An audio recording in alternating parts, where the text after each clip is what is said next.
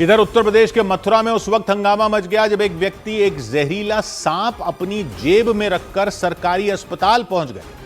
बताया गया कि वो जिस सांप को लेकर पहुंचे उसी ने उन्हें काटा था, इसीलिए वो इलाज कराने के लिए अस्पताल गए, लेकिन अस्पताल प्रशासन ने इलाज करने से पहले उनके सामने सांप को बाहर छोड़कर आने की शर्त रख दी और इसी बात पर वो नाराज हो गए।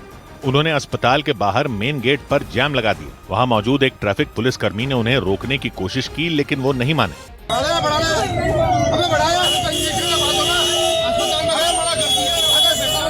थोड़ी ही देर में उन्हें देखने के लिए वहां लोगों की भीड़ जमा हो गई और देखते ही देखते उस सड़क पर लंबा ट्रैफिक जैम लग गया और इस हंगामे की वजह से वहां और पुलिसकर्मियों को भेजा गया।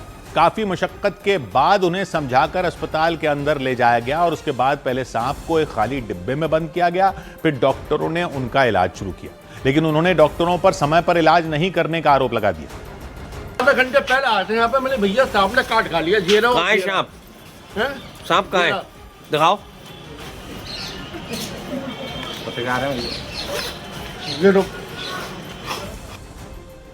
और जब उन्होंने सांप को छोड़ दिया तब उनका इलाज किया गया। डॉक्टरों ने उनकी हालत खतरे से बाहर बताई।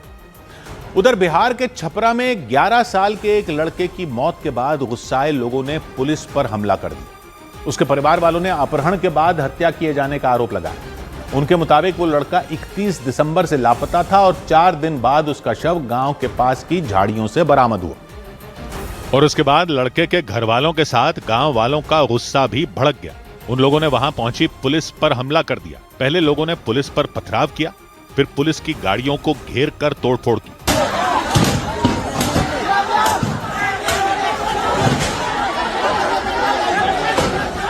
उन लोगों ने पुलिस की कई गाड़ियों को चकनाचूर कर दिया और गांव वालों का ये गुस्सा देखकर पुलिसकर्मी अपनी जान बचाकर वहां से फरार हो गए।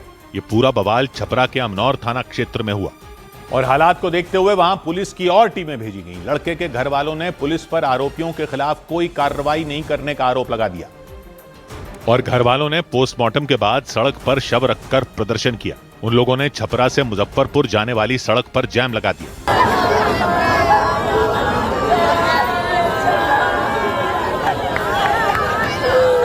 उस दौरान लोगों ने पुलिस के खिलाफ नारे भी लगाए। इस घटना के बाद से गांव में तनाव का माहौल बन गया। हालात को देखते हुए वहां पुलिस की कई टीमें तैनात कर दी गईं और घर वालों को आरोपियों के खिलाफ सख्त कार्रवाई करने का भरोसा दिया गया। उधर मध्य प्रदेश के मऊगंज में पुलिस पर फर्जी तरीके से सरकारी गवाह बनाने के गंभीर आरोप लगे। आरोप लगा कि मऊगंज जिले के लौर थाने और नईगढ़ी थाने में 1000 से ज्यादा मामलों में सिर्फ 6 लोगों को सरकारी गवाह बनाया गया और बताया गया कि लोगों की शिकायतों के बाद पुलिस रिकॉर्ड की जांच की गई। जांच में दावा किया गया कि कुछ चुनिंदा नाम ही बार बार सैकड़ों मामलों में गवाह के तौर पर दर्ज किए गए थे। वहां रहने वाले एक व्यक्ति ने आरोप लगाया कि पुलिस ने उन्हें कई बार गवाह बनाया था और इसके बारे में उन्हें कोई जानकारी नहीं थी। अपने नाम लिख देते हैं, कई मामले में ऐसा हुआ है। आपको कोई जानकारी नहीं रहती है? नहीं है जानकारी मेरे को। आपने कहीं दस्तखत नहीं किया? दस्तखत में 2-4 जगह किया हूँ, राजसत पे है, पर जहाँ मैं देखा हूँ वहाँ किया हूँ, मांगी और नहीं किया हूँ। इस मामले में पुलिस के अधिकारियों ने जांच के बाद कड़ी कार्रवाई करने का आश्वासन दिया। एक शिकायत मिली है और इसका हम परीक्षण करवा रहे हैं। इसको हमने एसडीओपी को बोला है कि इसका परीक्षण करके हमें तथ्यात्मक प्रतिवेदन इसका जांच करके दे। मऊगंज के नईगढ़ी थाने के प्रभारी जगदीश सिंह ठाकुर पर कई फर्जी गवाह बनाने का आरोप लगा और उनके खिलाफ कार्रवाई की गई। उधर पटना में मेडिकल कॉलेज में दाखिले के लिए होने वाली परीक्षा नीट की तैयारी करने वाली एक छात्रा की मौत के बाद बवाल मच गया। आरोप लगाया गया कि जिस हॉस्टल में वो छात्रा रह रही थी उस हॉस्टल के मालिक और उनके बेटे ने उसका रेप किया और इसीलिए उस छात्रा की मौत से बढ़के उसके परिवार वालों और दोस्तों ने हंगामा खड़ा कर दिया। उन्होंने उस छात्रा का शव बीच चौराहे पर रखकर प्रदर्शन शुरू कर दिया। इसकी वजह से वहां लंबा जैम लग गया। ऐसे में पुलिस ने उस छात्रा का शव वहां से हटाकर प्रदर्शन खत्म करवाने की कोशिश की, लेकिन उस छात्रा के परिवार वाले उसके शव से लिपट गए। उन्होंने पुलिस को उस छात्रा के शव को छूने तक नहीं दी। इस दौरान वहां मौजूद उस छात्रा की दोस्तों ने उसका शव कसकर पकड़ लिया, उसके ऊपर लेट गई ताकि पुलिस उसे वहां से उठा ना पाए और इसकी वजह से पुलिस और उनके बीच काफी देर तक बहस हुई। पुलिस के मुताबिक उस छात्रा के परिवार वाले इस पूरे मामले की जांच के लिए थोड़ा वक्त देने के लिए तैयार हो गए, लेकिन प्रदर्शन में शामिल हुए कुछ लोग हंगामा करते रहे, इसीलिए पुलिस ने उन्हें वहां से खदेड़ना शुरू कर दिया। पुलिस कई लोगों को धक्के मारकर वहां से हटाती नजर आई। इस दौरान पुलिस ने एक व्यक्ति पर डंडे भी बरसाए। इसके बाद पुलिस ने उस छात्रा के शव को रास्ते से उठाकर एम्बुलेंस में रख दिया। पुलिस ने उसके परिवार वालों को भी उस एम्बुलेंस में बिठाया और वहां से रवाना कर दिया। उस छात्रा के परिवार वालों के मुताबिक उनकी बेटी अपने हॉस्टल के कमरे में बेहोश मिली थी। उसके शरीर पर कई चोट के निशान मिले थे। हॉस्टल में मालिक का बेटा ही रेप किया है। अब ये सब कोई फायदा नहीं है क्योंकि वो बॉडी चला गया है। इसके बाद उस छात्रा को फौरन अस्पताल ले जाया गया और वहां इलाज के दौरान उसने दम तोड़ दिया और उसकी मौत की खबर मिलते ही बवाल मच गया। उस छात्रा के परिवार वालों ने आरोप लगाया कि उनकी बेटी का रेप हुआ और फिर उसकी हत्या कर दी गई। लेकिन पुलिस ने दावा किया कि शुरुआती जांच में रेप की पुष्टि नहीं हुई। पुलिस जो है पोस्टमार्टम रिपोर्ट का वेट कर रही है। अब तक के जांच में सेक्सुअल असॉल्ट कंफर्म नहीं हुआ है। पुलिस के मुताबिक जांच के दौरान उस छात्रा के शरीर में नींद की गोली का ओवरडोज होने की बात सामने आई। बच्ची का जो यूरिन रिपोर्ट आया था उसमें नींद की दवा का ओवरडोज होना पाया गया था।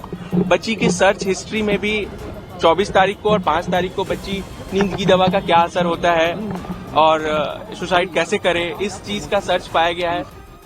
इसके बाद पुलिस ने उस छात्रा के हॉस्टल में रहने वाली दूसरी लड़कियों से पूछताछ की और इस मामले की अलग अलग एंगल से जांच तेज कर दी। उधर बांग्लादेश T20 वर्ल्ड कप के अपने मैच भारत में न खेलने पर अड़ गया।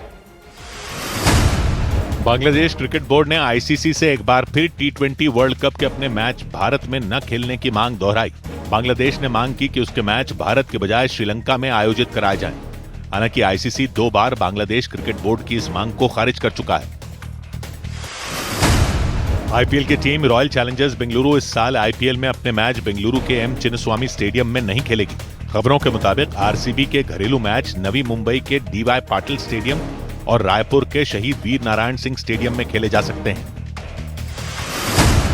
ऑस्ट्रेलिया की महिला क्रिकेट टीम की कप्तान और विकेटकीपर बैटर एलिसा हीली ने अंतर्राष्ट्रीय क्रिकेट से संन्यास लेने का ऐलान कर दिया।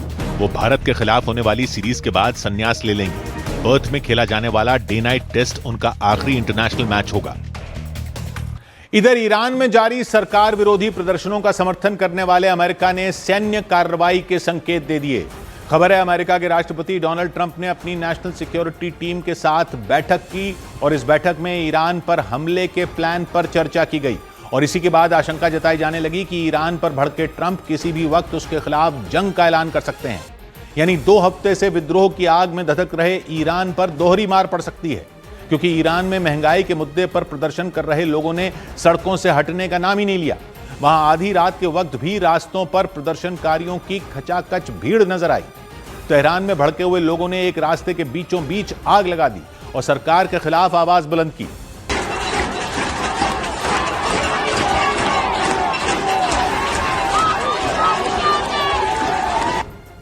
अट्ठाईस दिसंबर से शुरू हुआ प्रदर्शन ईरान के लगभग हर प्रांत तक पहुंच चुका है। दर्जनों शहर हिंसा की आग में बुरी तरह जल उठे।